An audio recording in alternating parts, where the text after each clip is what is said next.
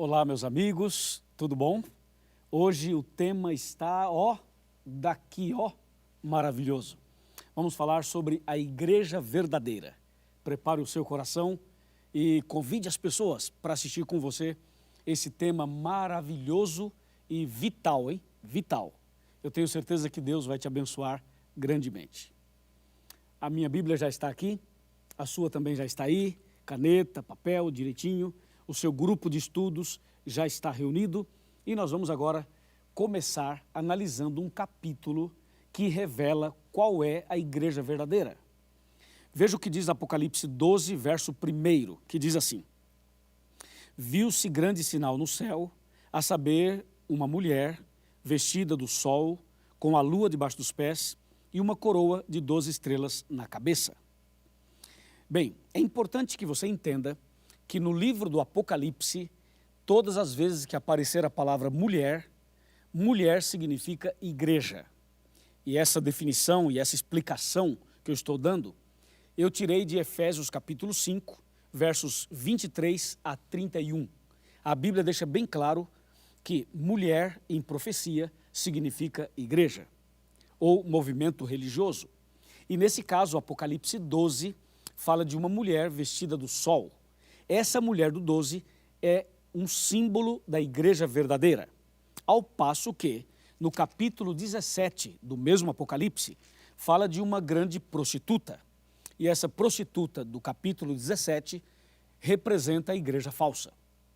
Então, na Bíblia, somente existem dois caminhos, o verdadeiro e o falso, o certo e o errado. Assim podemos afirmar que existem duas igrejas, a igreja verdadeira e a igreja falsa, a igreja de Deus e aquela que não é de Deus. Então, nós temos que analisar agora qual é a igreja verdadeira e as características dela. E outra coisa, quem seria o fundador dessa igreja? Seria algum homem? Seria alguma mulher? Quem seria o fundador da igreja? E eu já vou dizer de antemão para você que o fundador da igreja é o próprio Deus. E que Jesus é a cabeça da igreja, ok? Bem, aqui no texto que eu li, diz que a mulher estava vestida de sol e tinha a lua debaixo dos pés e uma coroa na cabeça e nessa coroa 12 estrelas. O que significa tudo isso, hein? O que quer dizer tudo isso? Bem, você já sabe que mulher é a igreja. Agora, por que ela aparece vestida do sol? Sol na Bíblia representa Jesus. Jesus é o sol da justiça. Então, quando a mulher está vestida do sol, significa que a igreja estava iluminada por Jesus Cristo. E a Bíblia diz que a mulher tinha a lua debaixo dos pés. A lua reflete a luz do sol. A lua não tem luz própria, ela depende do sol. Então, nesse caso, a lua representa Jesus no Velho Testamento, que era simbolizado pelos cordeiros. Quando a Bíblia apresenta uma mulher vestida do sol, com a lua debaixo dos pés, a Bíblia está mostrando a igreja verdadeira no Velho e no Novo Testamento, ok? A mulher aparece com uma coroa na cabeça. Essa coroa representa vitória. Isso quer dizer que a igreja de Deus, ela seria perseguida, passaria por provas, por tribulações, mas a igreja triunfaria, venceria. Por isso que a mulher tem uma coroa na cabeça. E nessa coroa haviam 12 estrelas. As 12 estrelas eram símbolo de duas coisas importantes.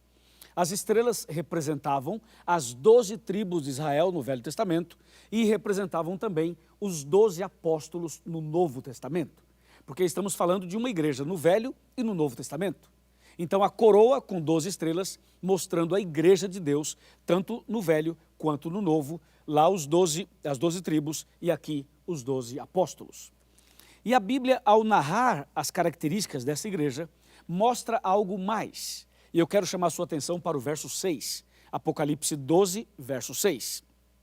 Preparado? 12, 6. Diz assim: A mulher, porém, fugiu para o deserto, onde lhe havia Deus preparado lugar, para que nele a sustentem durante 1260 dias.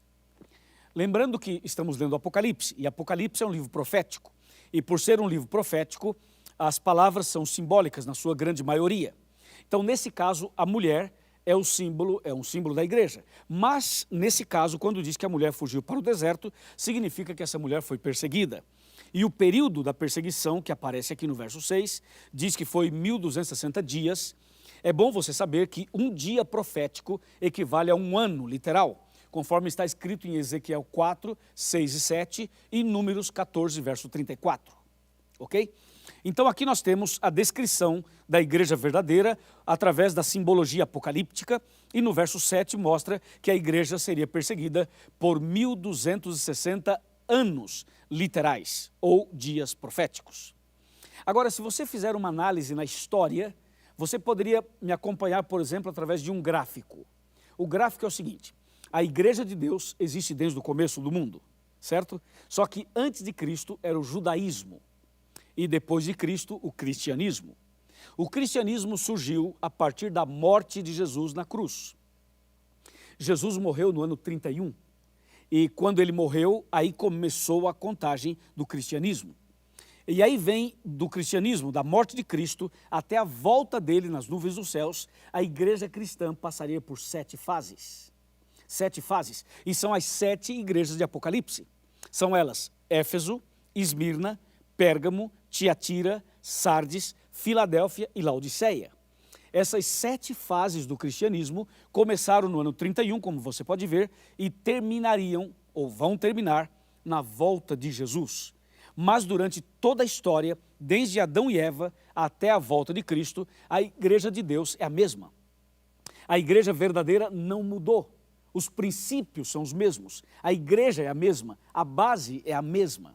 E aí você poderia me perguntar: pastor Luiz, quer dizer que a mulher do capítulo 12 é um símbolo da igreja verdadeira? Sim, é, claro que é. E aí você poderia perguntar assim: mas dá para identificar hoje, em nossos dias, a igreja verdadeira? Dá para eu descobrir a igreja verdadeira no meu bairro, na minha cidade, no meu estado, no meu país? Claro que sim, sem dúvida nenhuma que dá. Por isso, eu quero ler com você Apocalipse 12, verso 17. Apocalipse 12, 17 apresenta para nós as 2 principais características da igreja verdadeira, tanto lá do Velho Testamento quanto agora, em nossos dias. Veja só, 12, 17.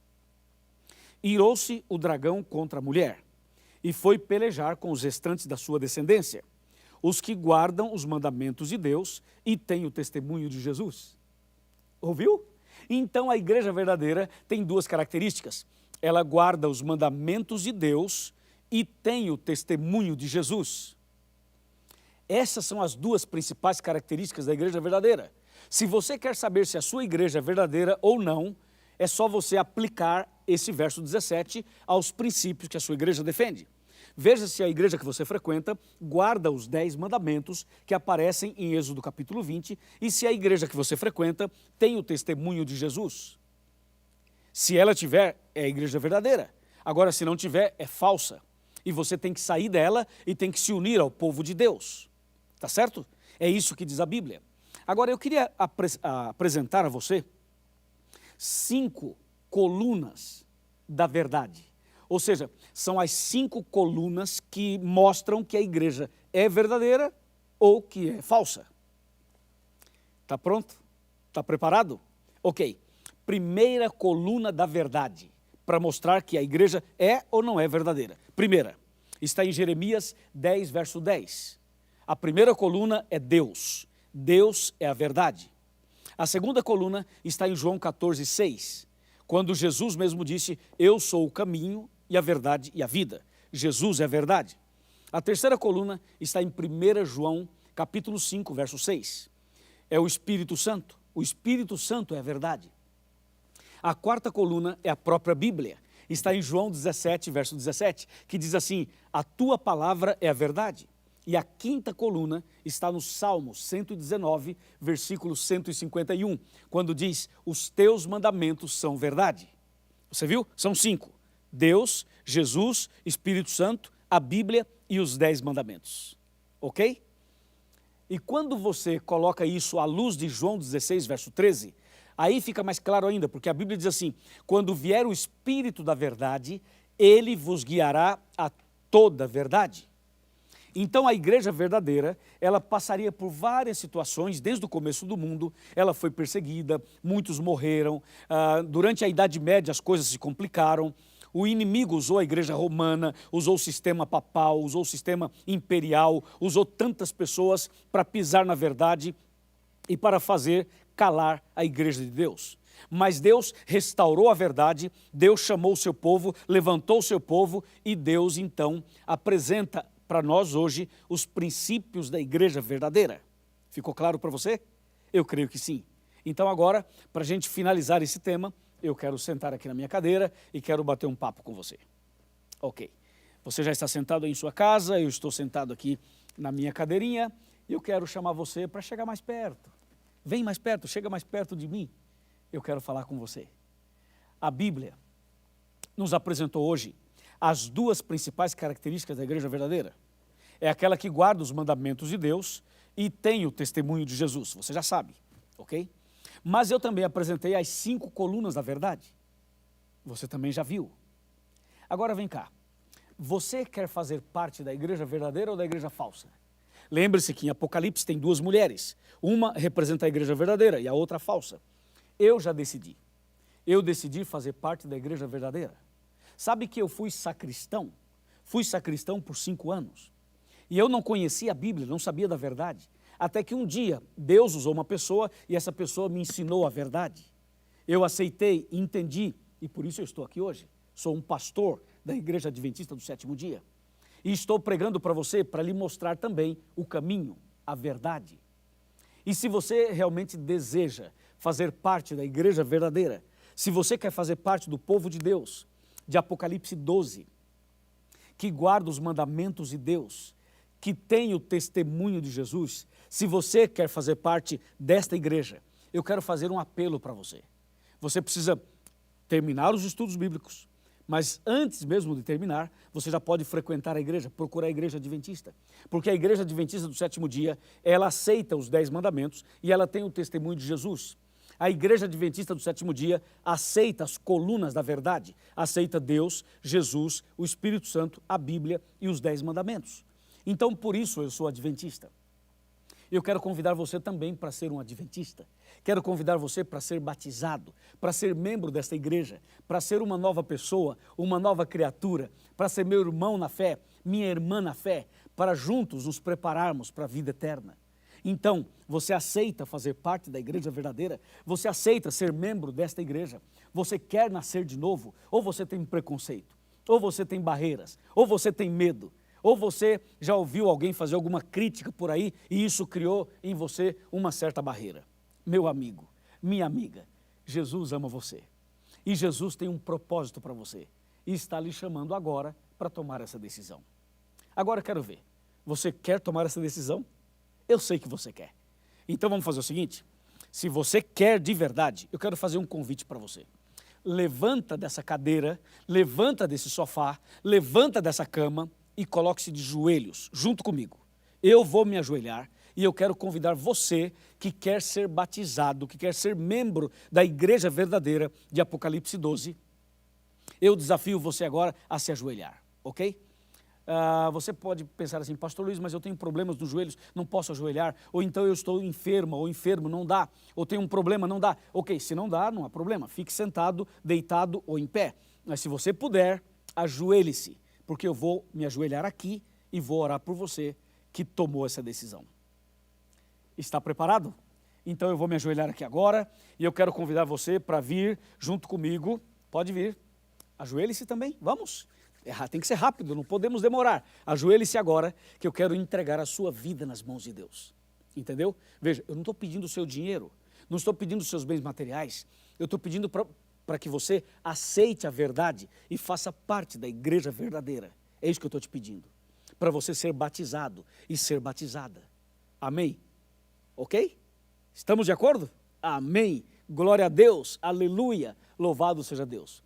Vamos então fechar os olhos e orar. Querido Pai Celestial, obrigado porque através da Bíblia nós entendemos a igreja verdadeira e decidimos fazer parte dela. Abençoa, Senhor, essa pessoa que se ajoelhou comigo, essa pessoa que está tomando a decisão agora, que essa decisão seja selada pelo Espírito Santo e que absolutamente nada venha tirar essa pessoa do caminho da salvação. Eu entrego cada um, esse homem, essa mulher, esse jovem, esse adolescente, essa criança, essa pessoa nas tuas mãos. Obrigado, Senhor, por essa linda decisão. Em nome do Senhor Jesus. Amém.